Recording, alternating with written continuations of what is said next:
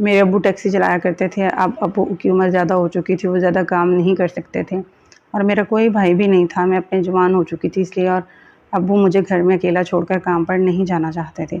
अब्बू ने एक नौजवान लड़के को टैक्सी का ड्राइवर रख लिया। वो रात को हमारे घर ही रहता था। एक रात मुझे प्यास लगी, पानी पीने के लिए बाहर आई तो ड्राइवर से सामना हो गया। मुझे देखकर वो पागल सा होने लगा। मेरी सांसें भी तेज़ चलने लगी।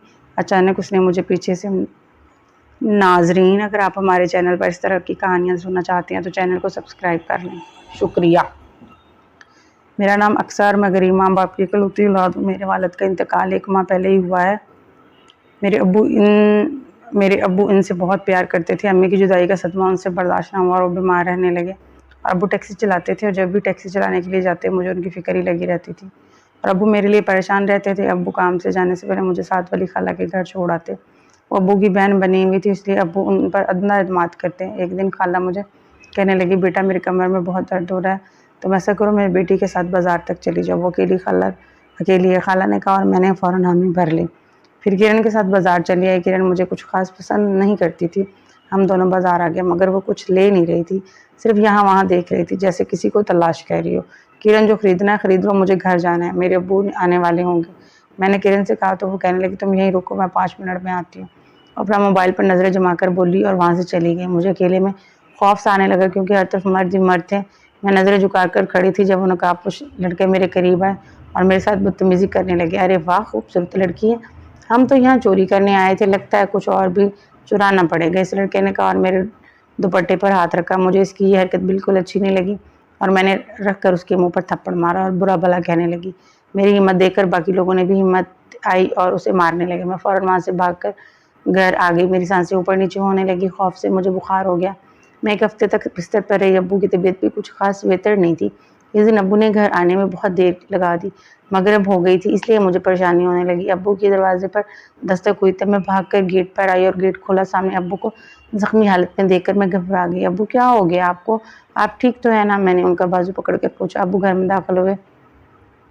उनके साथ एक लड़का और कोई और भी था जिसने अब्बू को सहारा दे रखा था। मैंने अब्बू को पानी दिया और पूछा, क्या हुआ अब्बू? की जगह वो लड़का बताने लगा कि आपके अब्बू को 2 लड़कों ने मिलकर मारा। मैंने उन्हें ऐसा करने से रोका और वजह पूछी कि वो ऐसा क्यों कर रहे हैं, एक बुजुर्ग आदमी को क्यों मार रहे हैं। तो वो कहने लगे वो किसी बात का बदला ले रहे हैं। उनकी ये बात सुनकर मैं खौफजदा हो गई। मेरे दिमाग में वही 2 लड़के आ गए। मैंने अपने सामने खड़े लड़के पर ध्यान नहीं दिया और गहरी सोच में डूब गई कि कहीं वो लड़के वापस तो नहीं आएंगे। ये सोचकर मेरी जान निकलने लगी। बेटा तुम ऊपर वाले कमरे में जाकर आराम करो, हम सुबह बात करेंगे। अब्बू ने उसे भेज दिया और दूसरी मंजिल वाले कमरे में चला गया। मैं अब्बू को सवालिया नज़रों से देखने लगी और बोली, अब्बू ये लड़का कौन है जिसको आपने घर रहने की इजाज़त दे दी है, वरना आप तो किसी को घर में कदम रखने की इजाज़त नहीं देते हैं। मैंने अब्बू से पूछा। वो भरोसे वाला और शरीफ लड़का अपनी जान पर खेलकर मेरी हिफाजत की है। इसके पास कोई नौकरी नहीं है, दूसरे शहर से आया है। मैंने सोचा इसको ड्राइवर रख लेता हूँ, इसको भी फ़ायदा मिल जाएगा और मुझे भी। अब्बू का ख्याल अच्छा था, वो वैसे भी मज़ीद काम नहीं कर सकते थे।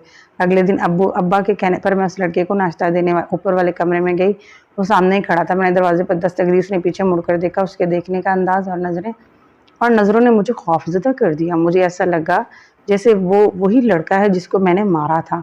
खौफ से मेरे कदम लड़खड़ाए और मैं गिरने ही वाली थी कि उसने मुझे बाजू से पकड़कर गिरने से बचा लिया। वो मेरी आंखों में गहरी दिलचस्पी नज़रों से देखने लगा। मैंने नाश्ता उसके हाथ में थमा दिया और भागकर किचन में आ गई। पता नहीं क्यों वो लड़का कल रात से मेरे जहन में सवार हुआ था और उस लड़के को देखकर ऐसा ही लगा जैसे वो वही लड़का है, वो मुझसे बदला लेने तो नहीं आया।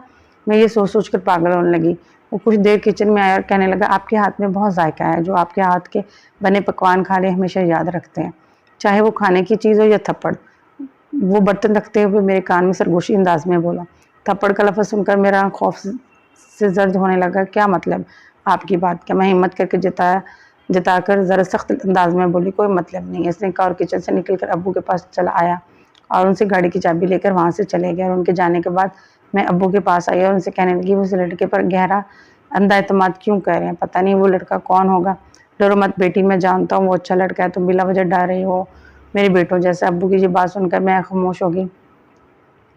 शायद मैं ही गलत सोच रही थी। शाम के वक्त वो घर वापस आया और अब्बू के हाथ में 2000 रखे और कहा कि इसने अपने दोस्तों को एक पिक ड्रॉप किया, इसलिए अच्छे मिल गए। आए मैं आपको डॉक्टर के पास ले जाता हूँ। उस लड़के ने कहा। अब्बू खुश हो गए और उसके साथ डॉक्टर के पास चले गए।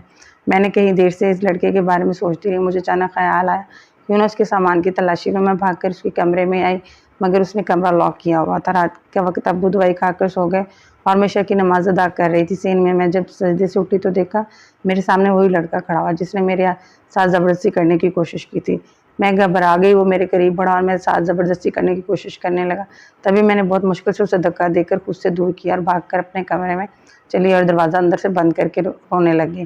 कुछ देर बाद ड्राइवर आया, उसने दरवाजे पर दस्तक दी और कहा, तुम घबराओ मत, वो लड़का भाग गया। मैं शोर सुनकर नीचे आया तो वो जा चुका था। मैंने उसका कोई जवाब नहीं दिया। अगले दिन उसकी बाजू पर गहरा जख्म का निशान था। मैंने उससे उसके निशान के बारे में पूछा तो कहने लगा, रात उस लड़के ने हमला कर दिया था। उसने मुझसे ये नहीं पूछा कि वो कौन था। कुछ दिन इसी तरह गुजर गए, फिर वो लड़का मुझे अच्छा लगने लगा। उस रात मेरा उससे अचानक सामना हो गया और मेरा दीवाना सोने लगा। मैं भी उसके करीब आने को बेचैन होने लगी। वो मेरा हाथ थाम कर मुझे अपने कमरे में ले आया और मेरे साथ वो सब करने की कोशिश करने लगा। तभी उसने मुझे सीने से लगा लिया। उसके बदन से आने वाली खुशबू ने मेरी आंखें हैरत से खोल दी। ये वही महक थी जो मुझे उस लड़के के पास से आई थी। मैंने जल्दी से खुद से जुदा किया और खींच कर थप्पड़ मारा, उसके मुंह पर दे मारा। अपना बदला लेने के लिए मुझसे मोहब्बत का खेल खेल रहे हो, मेरे साथ ज़बरदस्ती ना कर सका तो मोहब्बत का ड्रामा करके मुझे हासिल करना चाहते हो तुम। मेरी सोच से भी ज़्यादा घटिया, मैंने रोते हुए कहा। मुझे माफ़ कर दो, ये बात सच है। मैं तुम्हें सबक सिखाना चाहता था, मगर तुम्हारी पाकीज़गी देखकर तुम पर दिल हार बैठा हूँ। मुझसे शादी करोगी? उसने मुझे शादी के लिए प्रपोज़ किया। निकल जाओ मेरे घर से। मैंने उससे जाने को कहा, वो उसी वक्त चला गया। मैं बहुत रोई। अगले दिन वो अपने अम्मी अब्बू के साथ मेरा रिश्ता मांगने आ गया। अब्बू को वैसे भी बहुत अच्छा लगता था, इसलिए उन्होंने फ़ौरन हाँ कर दिया और हमारी शादी हो गई। शादी के बाद मुझे मालूम हुआ वो अमीर लड़का है, मगर बिगड़ा हुआ था। शादी के बाद वो ज़िम्मेदार इंसान बन गया और फिर हम खुशी से रहने लगे। अब्बू भी हमारे साथ रहने लगे।